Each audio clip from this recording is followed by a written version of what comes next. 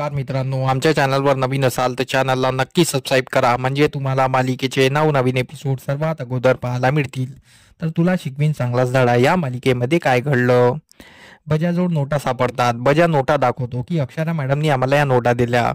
अक्षरा चकित होऊन बघते. अक्षरा बोलते, अधिपती, या नोटा मी तर आतमध्ये ठेवल्या होत्या, या याच्याकडे कशा गेल्या? तर त्यावर बजा बोलतो, त्या माझ्याकडे आल्या, त्या तुम्हीच तर मला दिल्या.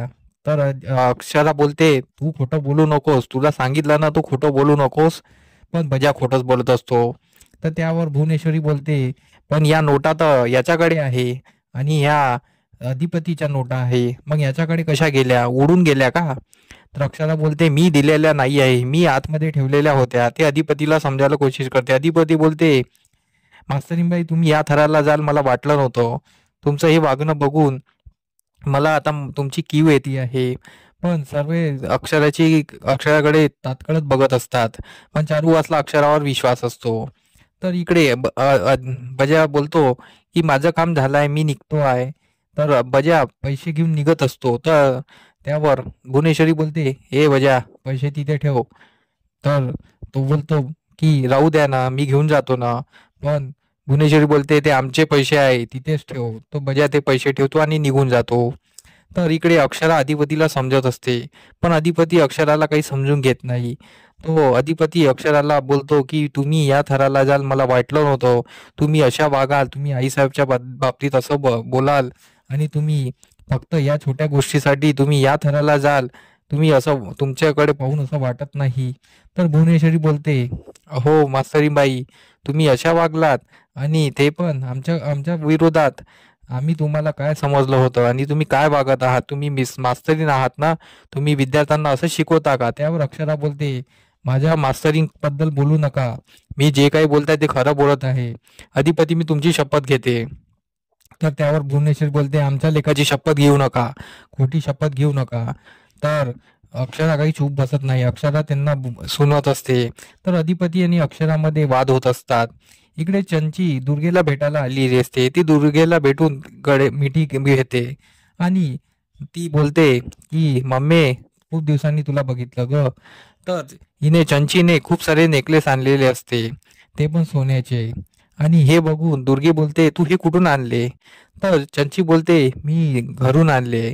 तर दुर्गी बोलते, पण तू का आणलेस? तर चंची बोलते, आपल्याला आता इथून जायचं आहे, आपण ना खूप सारी प्रॉपर्टी जमवली आहे, आता आपण इथे थांबणार नाही. तर दुर्गी तिला रागवते, तुला काही डोकं आहे की नाही आहे? ताईने आपल्याला याच्यातून वाचवलं आणि तू अशी बोलती आहे, आणि ताईला समजलं तर आपण कोणत्या भावात जाऊ?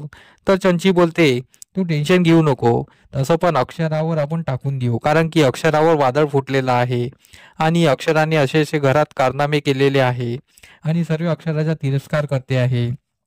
तर झालं असं की त्या ज्या नोटा अक्षराला अधिपतीने दिलेल्या होत्या त्या बजाकडे सापडल्या.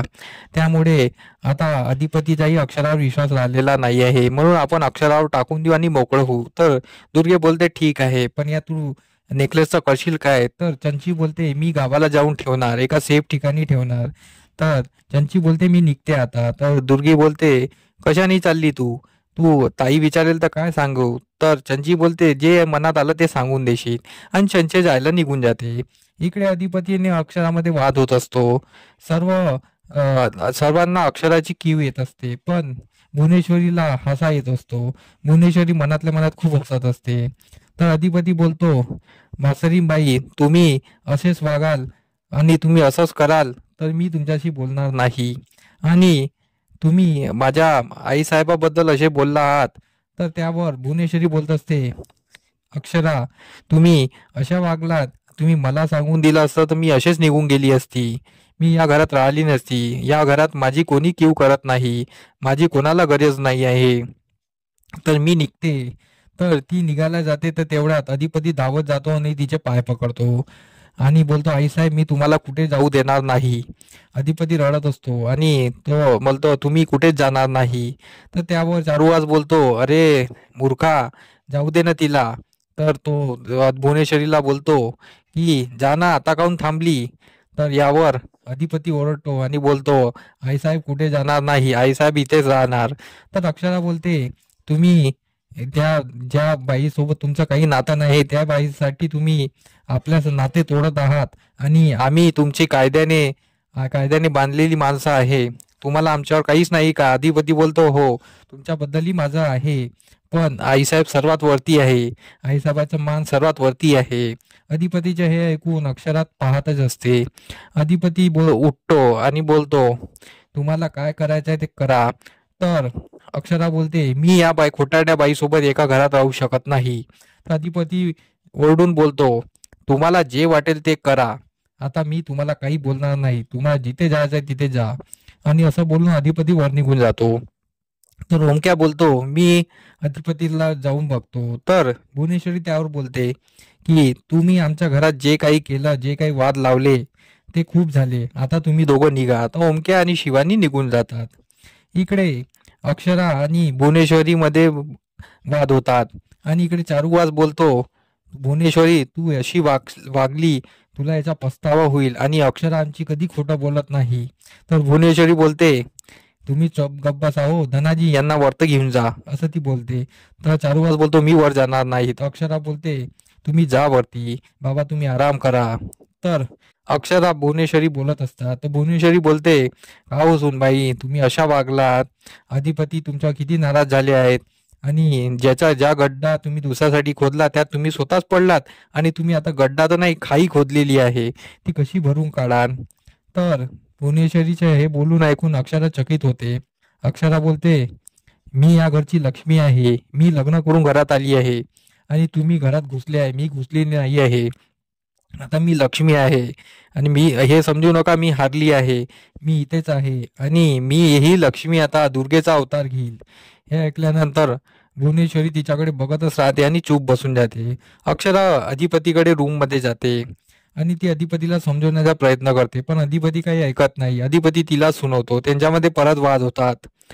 तर अक्षरा त्याला समजावते, पण अधिपती तिला उलट सुलट बोलत असतो. तो अक्षरा त्याच्याकडे बघतच राहते की याला काय बोलावं ना काय नाही.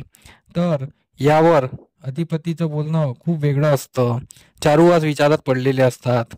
आता हे पाहणं रंजक ठरणार आहे की अक्षरा अधिपतीला कसं समजावणार, की अक्षरा घर सोडून जाणार. यासाठी आमचे व्हिडिओ बघत राहा. धन्यवाद. व्हिडिओ कसे वाटला हे आम्हाला कमेंट करून नक्की सांगा. तुमचा प्रतिसाद आमच्यासाठी खूप महत्त्वाचा आहे. तर आमच्या व्हिडिओला कमेंट नक्की करा आणि लाईक करायला विसरू नका. धन्यवाद.